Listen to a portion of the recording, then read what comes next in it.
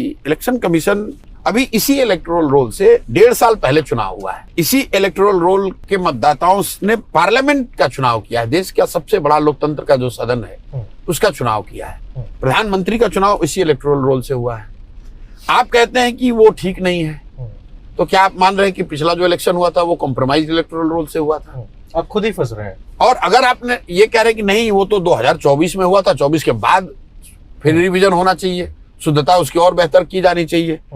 कुछ लोगों ने कहा कि सूत्र बता रहे हैं इलेक्शन कमीशन के कि बहुत सारे नेपाली और बांग्लादेशी यहाँ रह रहे हैं। तो भाई या तो 24, अगर आप ये मान रहे हैं कि इलेक्टोरल रोल में उनका नाम था, तो इसका मतलब है कि 24 का जो इलेक्टोरल रोल था उसमें भी बांग्लादेशी, उसमें भी नेपाली थे। और अगर आप मानते हैं कि वो 24 के बाद हो गया, तो 24 के बाद बिहार में सरकार किसकी है? बिहार में सरकार है मोदी जी की, नीतीश कुमार की।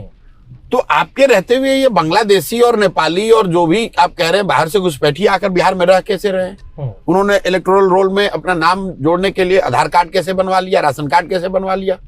तब तो सिर्फ बात इलेक्शन में वोट देने की नहीं है।